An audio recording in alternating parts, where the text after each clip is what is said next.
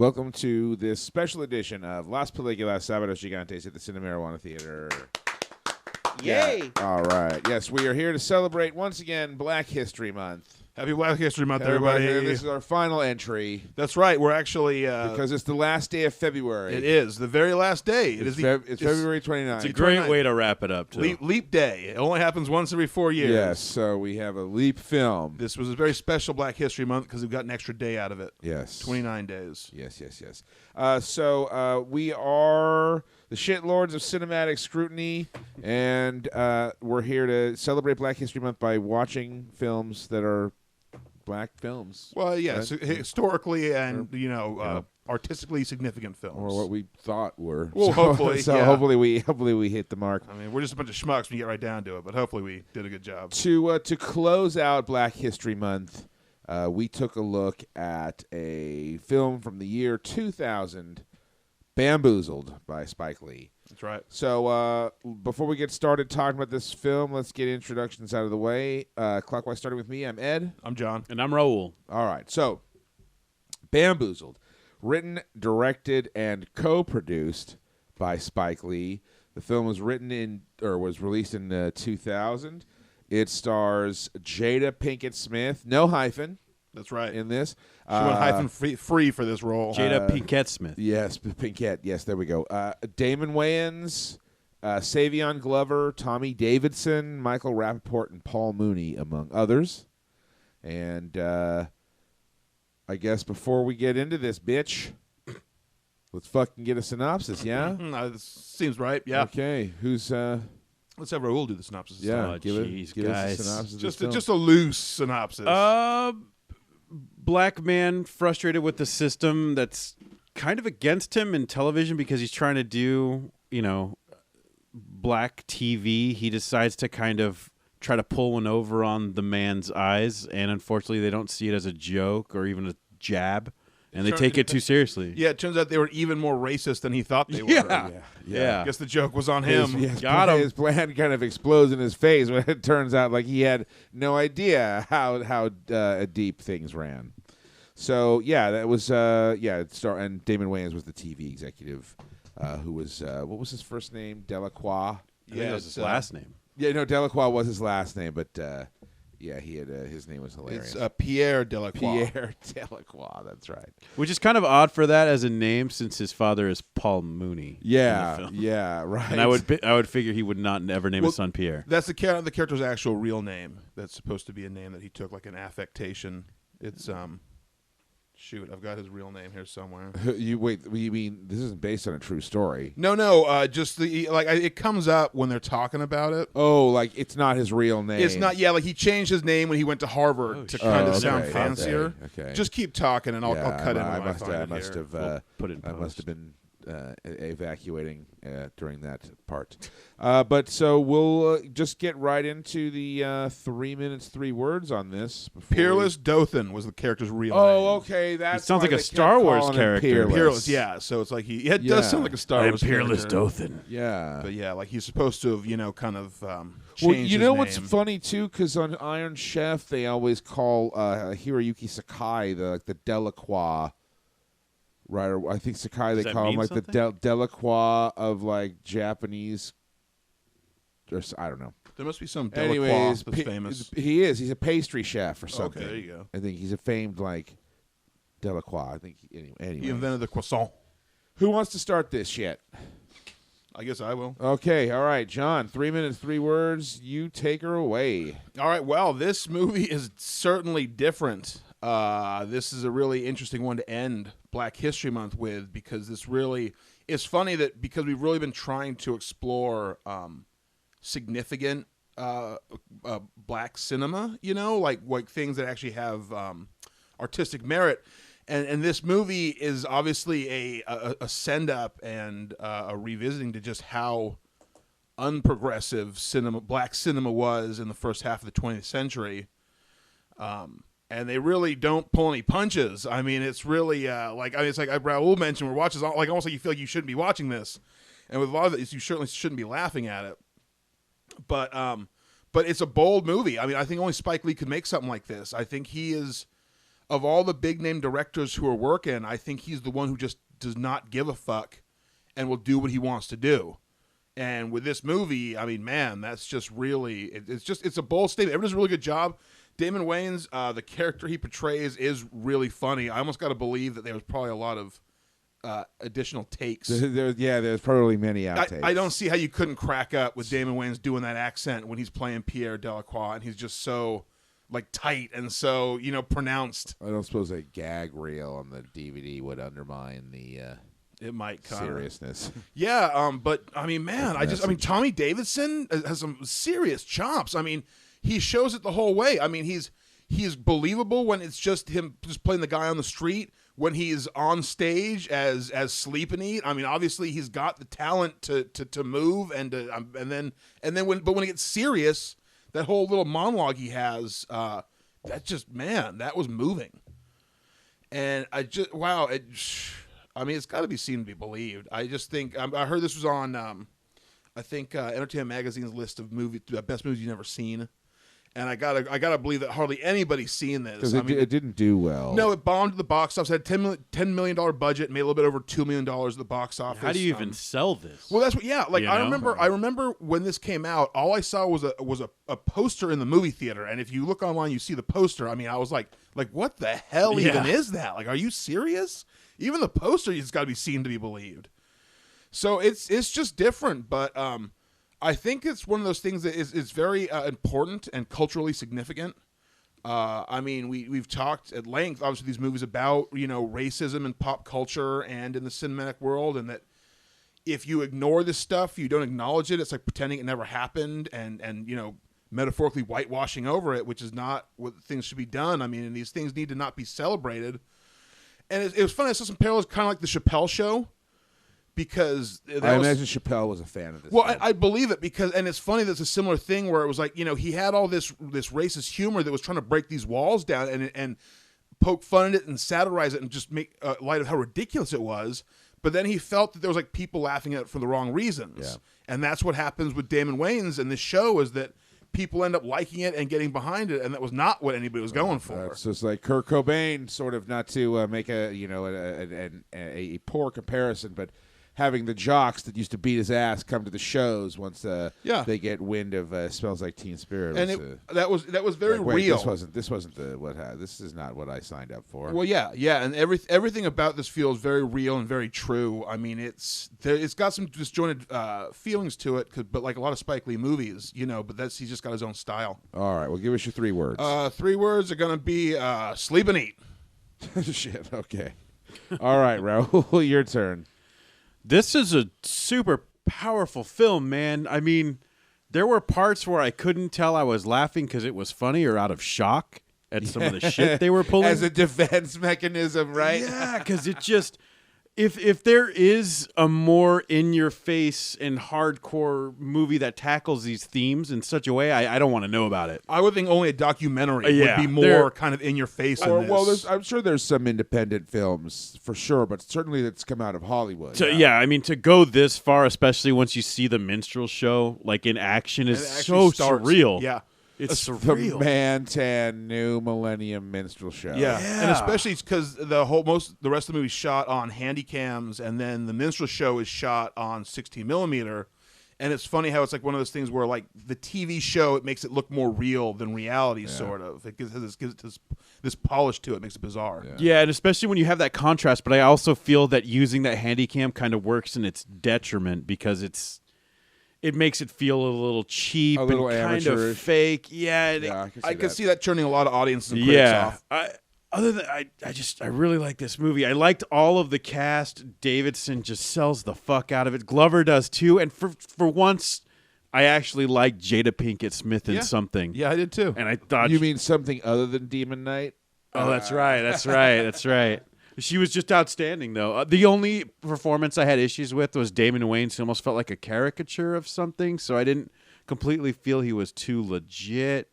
It's a very comedic role. Yeah. I mean, considering how serious the movie is when you get right down to it, and he never drops it. I mean, Like his dad, Paul Mooney's his dad. I disagree. When he's backstage talking to Paul Mooney, there's a brief moment in that conversation, like when he gets handed that drink, where he actually dials it down a bit. Right. Well, okay, and I thought that was a rad fucking nuance. Sure. Well, because especially because he obviously didn't start like that. If the name change came with Harvard, then so did the personality change. Right, well, and the voice Paul change Mooney and... points out, he's asked him, where'd you get that accent from? Right, and his dad calls him out on it. And so, but when he's in that private moment with his dad, it relaxes a bit. Yeah, it's true. Yeah. It's a preachy film, but in the best way possible. I feel like the last maybe 20 minutes, it kind of started getting in your face preachy, but with that whole last cuts of the different films through the eras, Yeah. That really like sent it home. Well, it really the did, whole and message. I was liked just that like, holy shit. It wasn't beating on the bush at that point. Yeah. It's okay. Like we've been presenting this sort of hypothetical or fictional story, but just really quick on the end here. Here's reality. Like here's what really happened. Yeah, and it kind of almost felt like I was viewing some alternate history where this did happen. Yeah, right. Because it made the fanaticism around it feel kind of real. Right. I could honestly see that kind of thing sort of happening if that's what's the thing. It really feels like it could be true in a lot of ways. Yeah. Because I could see people reacting to it like that. And it's not a surprise critics kind of hated this one because I think it might have hit them a little too close to home or something, Yeah. No shit. All right. It's very in your face. Yeah. Hey, before you go, Chris sent a statement. Oh well, let's get rid of those 3 words. Oh, duh. I'm sorry. My bad.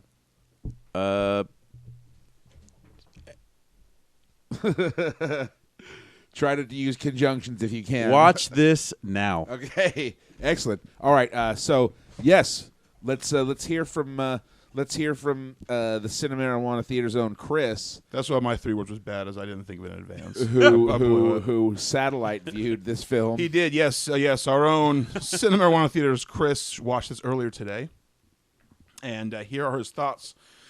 He says, and I quote, "I thought it was a little strange. It was confusing, and I felt like the acting was a little inconsistent. In the same scene, a character would go from being angry to relaxed to defeated for seemingly no reason. The mood was bizarre, and I felt like song could break at any moment, which only started to confuse when it repeatedly didn't. But then when it did, when I finally thought it wasn't going to. I didn't read anything about it, but I felt like the movie had something to do with In Living Color, obviously starting with some of the same cast and being mentioned by the main character. But I felt perhaps the whole movie was a take on what the show had accomplished. That's kind of interesting. I don't know, kind of like the idea of like the variety show, and I mean that sort of is what In Living Color was, like a black sort of variety show. Obviously, not any kind of minstrel point of view, but I'm just wondering if maybe because I don't know that you could assail In Living Color for being. I wouldn't think so. Like it's celebrated. Well, yeah. Well, and it's humor. It Unless wasn't maybe, exactly tame either. Yeah. Well, and obviously, Chris isn't here to obviously explain his thoughts, so I don't want to speculate too much. Right. Them, yes. I was just as confused as the characters themselves, but I enjoyed the black on black face. I don't know exactly what that means. I guess. Well, I'm certain it wasn't like I'm certain it wasn't a bad thing. His 3 words are subtly lost me. Okay. Which I'd say valid. A lot of depth in this one, man. Yeah, there's a lot going on here. This is definitely not any kind of a puff piece at all. Yeah, dude. Fucking A. All right, I guess that brings it to me. So, part of why I chose this film, I hadn't seen it.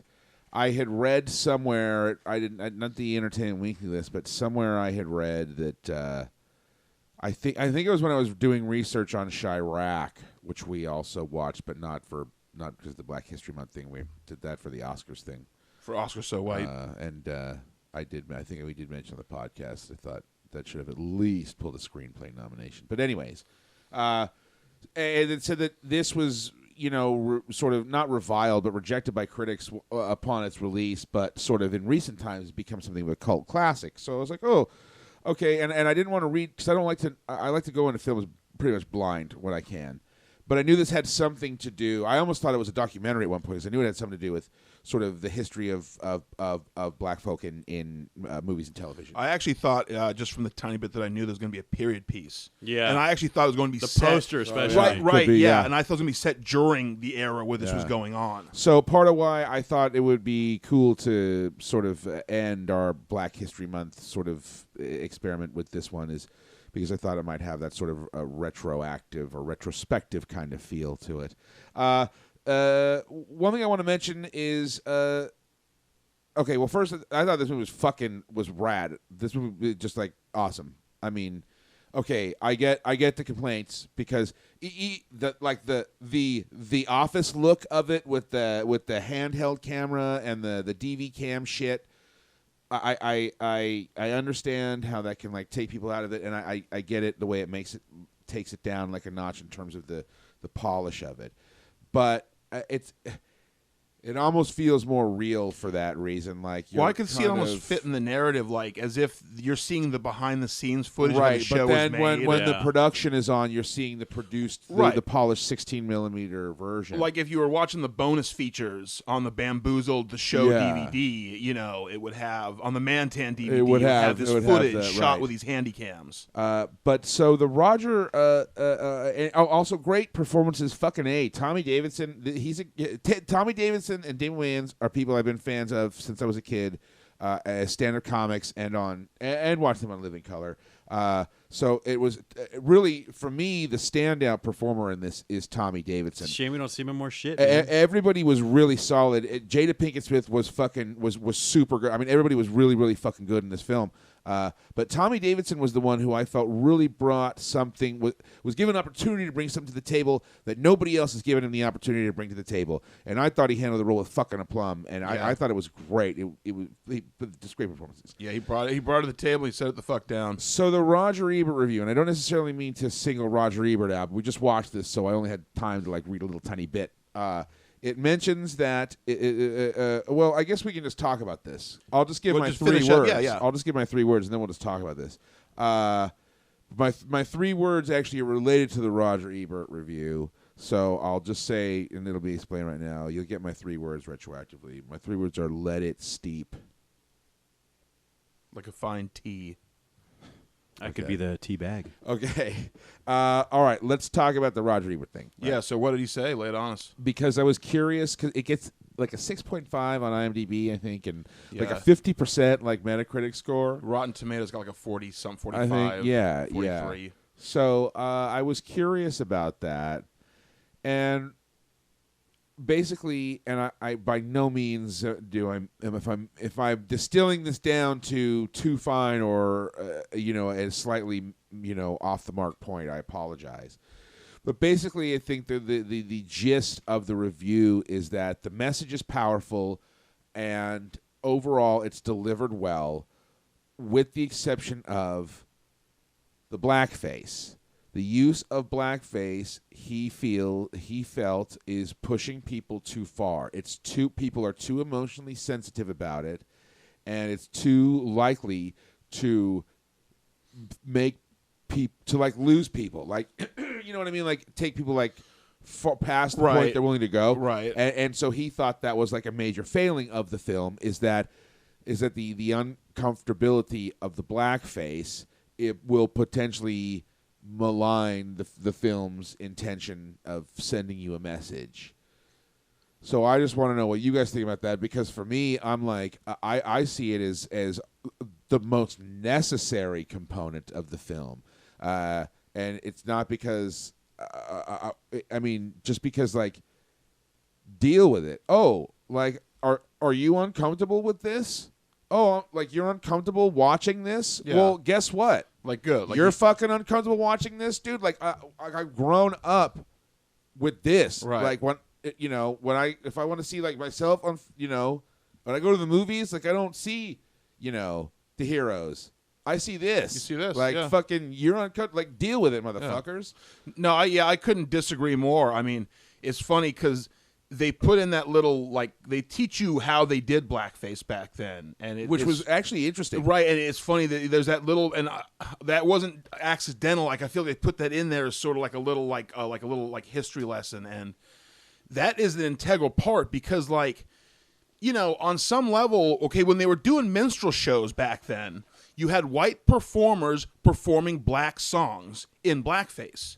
Not obviously across the board. So a lot of the time they were actually black songs, but they were being, you know, used in a mocking, derisive way.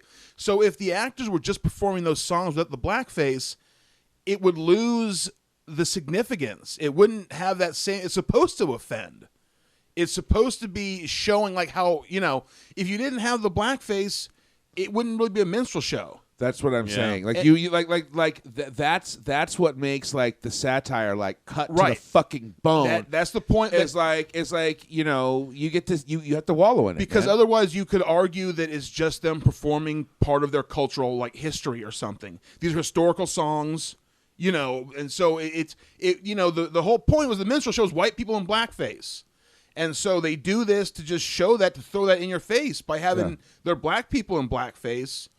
And that's very bold. And I think that's that kind of boldness, like I said, with Spike Lee just not giving a fuck. Yeah. And being in your face like that. Like the comedy of Paul Mooney who's in this movie, where he'll just say it like it is. Yeah. I think the most powerful scenes were the ones where they're putting on their makeup, man. Like those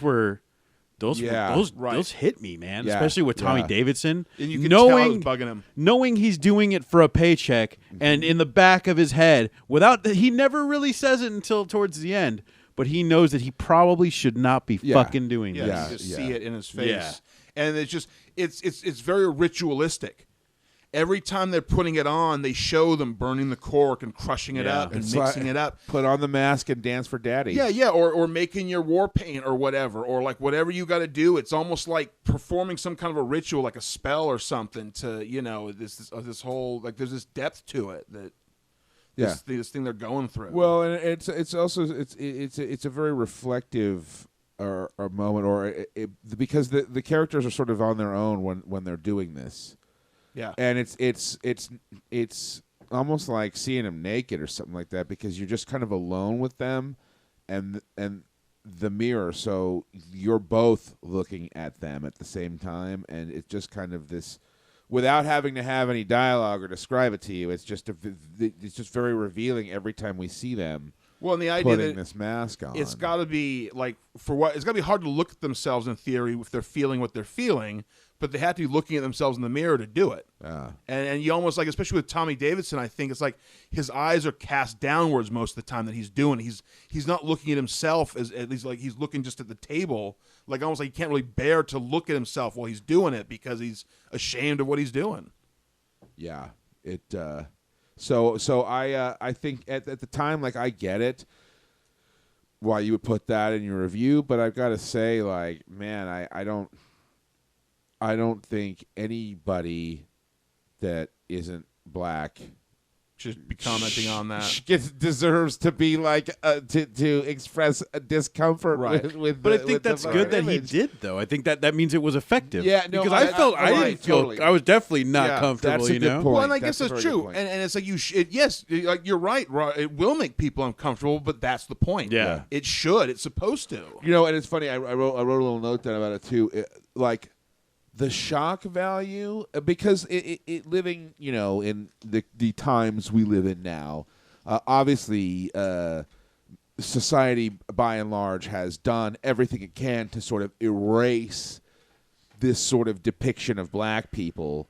You know, I mean, you know, we've got the Censored 11 from Warner Brothers, and you know, Disney taking the stuff out of Fantasia and all this Song stuff. Of the South. Song of the South out of rotation, and then like changing the voice on Mammy Two Socks or what the from on Tom and Jerry. Yeah, I think they've even lightened up her calves in some ones. They make sure she looks white. You know, all this kind of stuff because it's like because you know for you know a litany of reasons.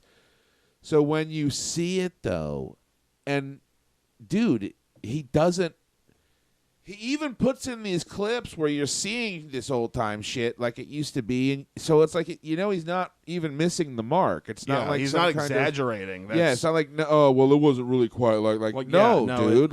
If anything, it was worse. And every time, even seeing it a bunch, every time it's like wow, like it just seems like something that like you're not supposed to see. Yeah, it's like seeing like Holocaust footage or something. Like it's so bizarre that this happened. Yeah, and then this happened in history, and that you can see this footage of it, and it's just so shocking.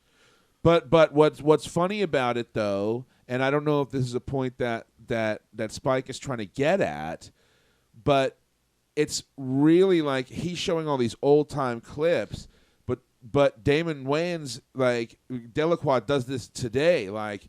This shit is still going on today. Right. And, okay, yeah, they've been quick to try to erase this depiction, but have they really? But that's what I'm saying. Like, has that actually done anybody any favors? And I'm not saying, like, I'm looking to bring it back. Like, that shit should be funny again or bring it back. But what I'm saying is, like, should we not have to fucking live with the fucking... I think it's the grisly visage of our hideous skeletons. I think if you're going to enjoy the fruits of a country that was built on the backs and on the bones of less fortunate people, I think being aware of that and dealing with it is part of the penance that you have to pay for being in this country. Just be real with it, dude. Right? Like, okay, we have to accept the fact that, like, okay, we stole this land from the Native Americans. Like, there's nothing we can do about it. But there are a lot of people who want them to shut up. Well, no. Who think they should be paying taxes, who think they should shut the fuck up. I say that's bullshit. bullshit. Get over it. Right. It never goes away. It never ends. And, like, yeah, that's if you want to live in this country, that's your cross to bear. Like, if you're a white person in America, listen, you didn't do it yourself, and maybe your grandparents, your great-grandparents weren't involved, but still, on some level, it's all of our cross to bear. But I look at it like the institution that we are beholden to in terms of the federal government. They did it. Well, and they're still sort of arguably doing it. And everything you enjoy is directly or indirectly a result of that. Yeah. So, like, on some level, you personally might not have done it, but your hands are not clean. It's like an emotional tax or something, or like a spiritual tax. It's just something, right? You've got to understand that your hands are dirty, too. And then also, how far do you go when you're censoring history? Well, yeah, exactly. There's a lot to learn from even seeing something like the Tom and Jerry thing. It's important that you know. There's a lot to take. Or like when they want to pull out, like Huckleberry Finn from schools because like the language offensive. It's like, that's the whole point. Like Mark Twain hated slavery, and the things that are in that book are to educate and to show how wrong it is. And if it shocks you, which it does, that will help to wake you up and to show you and to make you learn something. It's so funny. It's just like Mr. T says in Be Somebody or Be Somebody's Fool. How can you know where you're going if you don't know where you've been? Yeah. And no matter how ugly or uncomfortable or unpleasant they may be, I think it's equally as important to remember like society's failures as it is their triumphs. Right. Because that way you can keep building instead of going like, oh wait, that shit never happened. Right. And it's like you can be like, backwards. Well, that happened, but we're never going to make that mistake again.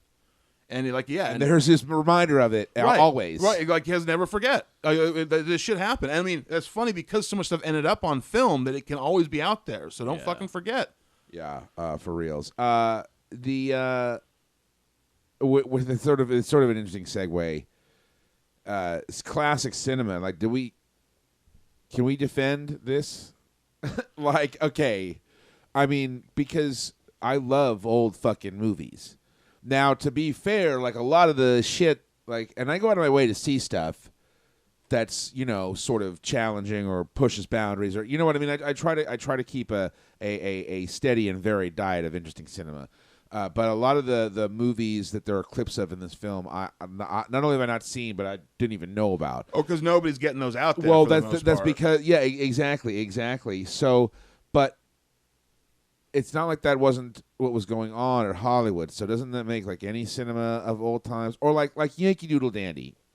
Right, our most listened to podcast, right, right on the SoundCloud. Like, there's a scene in there where the Cohans are performing in vaudeville in blackface, and they do a full number in blackface. Now it's a biopic, and if that's that shit historically happened. what was really going on, like show it. But at the same time, like I don't know, the movie then doesn't go on to like admit any sort of like moral reprehensibility for it. There was none. Well, yeah, because that movie exactly. still from a long time ago. So Yeah. it's like you just kind of have to go, oh well, that's kind of. It's just like what you say about your fucking racist grandparents. Oh well, Right. they're old. Yeah. You know what I mean? Because you can't teach an old dog new tricks. Like you just kind of have to go like, oh well, like and just deal with it. It's But like it's like Hulk Hogan. I mean, it's just a rich old white guy, and who's more racist than rich old white guys? Well, yeah. But your parents say stupid stuff. Your grandparents, you just kind of give them a pass because it's just backwards thinking. And But like, I think as long as we are conscious of that, as long as we keep that in mind when we see these representations, we don't really need to feel bad about consuming the art because we're keeping shit in the proper perspective. well, I think so too, right? It's like you have to. You're observing it on some of its historical significance rather than just out and out enjoying it. I mean, you're not going to be laughing along with the racism. It's going to be just more. It's just like something kind of just more to be observed and mentally cataloged and experienced more than just like watched and enjoyed. Yeah. Before we wrap up, I did want to mention. Okay, so I haven't seen all of Spike Lee's films. I've only seen a handful. But watching this film and Chirac sort of within close proximity to one another, it seems evident to me that Spike Lee is an important filmmaker for more than just having this sort of, these messages that he wants to get out there. But he's willing to try different things to convey them in unique and in different ways, like the DV cam stuff in this film, for example, or the way Chris was saying, like he thought this like a song was going to break out, Right. or like the way kind of like you can argue that Chirac is tonally inconsistent, but like if you can kind of get around that it's actually kind of a rad kind of cornucopia of different stuff going on. Yeah. But to me, I don't know. That's sort of kind of an irreverence. I mean, I don't know. I think it kind of works for him in making his films kind of stand out and unique. Kind of. I mean, I don't know if anybody. I feel like agrees. he seems to be the one of the biggest name directors who I don't think is considering box office results when he does what he does.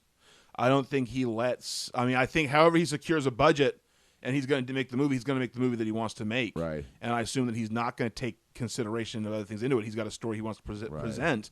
And I think he presents the way he wants to present it. And a lot of times, I think one of the reasons why other people's movies are so acceptable to society is because they're hammered smooth by so many different cobblers to the point where they can be accepted en masse without any sharp edges to offend anybody. MCU. Right, exactly. Good point. Yeah, the Marvel Cinematic Universe. Whereas with Spike Lee, I think you've got a single cobbler here, and he's not going to hammer out all the edges, and it's going to be a little jagged all about on the the edge. edges. Exactly. But it's bizarre that he can still keep putting out movies while still maintaining his message, which Yeah. in a lot of ways is kind of like a fuck you studio system. You guys are all Yeah. fucking white as fuck. But then again, too, I don't think. I think that he also. I mean, think about it, dude. Like, how did you find out that Chirac was even out? There's a podcast I listened to that brought it up as kind of something that should have got nominated for Oscars. Okay. And for me, it's because Amazon Studios put it out, so they're plugging the shit out every time I go to Amazon. It's like Okay. right there on the main page. Well, it's just because there's a lot of movies. Like I know they're coming out, but I don't think they don't make a big deal about Spike Lee films. Oh, for sure. Because think about like literally on my Amazon page because they made the movie. Like I never saw a poster, I never saw a trailer, I never saw it playing in any theaters. It's like I said, how do you sell that? Yeah. Yeah, well, I know because you're basically asking people to pay to confront something ugly. Yeah. About That's hard. about their life or their past in some capacity, or our cultural past collectively, he's asking you to pay to sort of sit and fucking deal with it. Sit Deal in with a- it, America. Sit in a shitty stew. Yeah, fucking feel the Fucking- sweat from your balls as you deal with what you did, America. Yeah, so I appreciate even when it fails or doesn't succeed quite as well as maybe he might have liked. I do appreciate Spike's resolve to try. I feel like they're they're like the stuff, biggest push boundaries. indie films of all time. You know what I'm saying? Like they're made like an independent, low budget movie. And well, I mean, this one was low budget, Yeah. but I mean, they're a product of the studio system on some level. Obviously, he's a top name director, but he's still making movies, I think, in a very real, independent way. Yeah, I think he's kind of like Terry Gilliam, I think. Yeah, where I think it's hard for him to get financing, probably. I Yeah. think, like, anytime he does get financing, he's going to fucking get into it with whoever's putting the money up. right. He's got to fight, and unfortunately, more than likely, it's not going to make a bunch of money. Because it's going to, even if it, even though it's good, like, it's going to be, mishandled. Right. Like Terry Gilliam's films tend to be. Well, yeah, and well, like you said, no matter how good it is, people don't necessarily want to pay for a message. People often want to pay to turn their brains off and just have a good time. Yeah. And Spike Lee's movies, you can't do that. Well, at least not the ones we've been watching. Yeah, at least not the ones you watch for Black History Month. Shit. So, well, do we have any other notes you want to add to Bamboozled other than it's fucking rad and you should see this shit? Well, yeah, really just go out and see it. I mean, I haven't checked to see if a DVD is available. There's It's a funny. DVD. I think it's out of print. There's no Blu-ray release. So this will probably be tough to find. It's way funny. Dude, Rappaport, that guy's fucking Yeah, gold, he crushes dude. it. He Yeah. fucking is so funny. The whole cast was just out of this world, man. Yeah. I mean, yeah, funny, but like also like either poignant. you're either gonna get it or you're not. But if you get it, I think you're really gonna enjoy it. I think it's my favorite of Spike Lee's films that I've seen too. I know I'm going to be thinking about this for the next I while. definitely I agree. think, yeah, I agree of too. of I've the only few- seen like I think 4 or 5 of his movies, but yeah, Yeah, certainly not all of them, but of the ones I've seen, this one just fucking grabs you by the It's fucking so nuts unique and it's like, just. Yeah. it's just Like- so true. Like I said, I can't. It was this probably like the gnarliest one that you guys have watched for Black History Month. I think so. 'Cause I can't. Like I said, I can't imagine anything pushing boundaries farther than this. No, I think so because yeah, I just mean, It's very confrontational Right. in a way that you kind of, I don't know, because like Sweetback I would think kind of might be the next runner up for Yeah. that, but in a way it's like I don't know, this is harder hitting because well, this is more real. I mean, when he's showing footage of real films and TV shows, Surrounded by all the toys, the real Right, toys yeah. and merchandise. Like Yeah. I think it's easier for you, the audience, to detach yourself from Sweetback's right. oppressors. yeah, because I mean, even like I mean, you got these over the top racist white cops, and it's like the bad guys are very, in theory, caricaturish. And it's Like if you're with Sweetback, you know what I mean. Like you're not. Like the audience don't feel the guilt. right, but with this, you do feel the guilt Because he turns you into that audience Right. that's Yeah. sitting there watching fucking the Mantan New Millennium Yeah. minstrel show. Yeah. Like it's like he's turning the camera on like you. And, shit. and it's just crazy. just such a bizarre, just the vision, just having like the idea of like a minstrel show on TV again, like It just keeps one-upping itself. Just- the whole yeah. fucking thing. Yeah. really, it's all just, the man. accompanying artwork, just the design, the look Yeah. of everything, the costumes that were just so fucking just like the color palettes were insane and they were so expressive and it just was really, man. Yeah, don't It's like if you watching a time yeah, and capsule or if you something, start right? watching it, don't let the lower film camera quality turn you off. Just stick with it.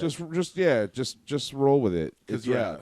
the time it's over, it's a powerful film. It's paying dividends, motherfuckers. Definitely. All right, well then that'll do it for tonight and for Black History Month 2016. Yeah, if you haven't heard them, go listen to our other Black History Month podcasts. Don't wait till next February. Check them out. Or at least check the films out. Yeah, see the list. And, They're definitely worth watching. We well, tried to watch some good, well- except for Well, no. Keep it in the keep Oh, yeah. keep because we've already got a decent selection of screenings planned for next year, assuming we survive.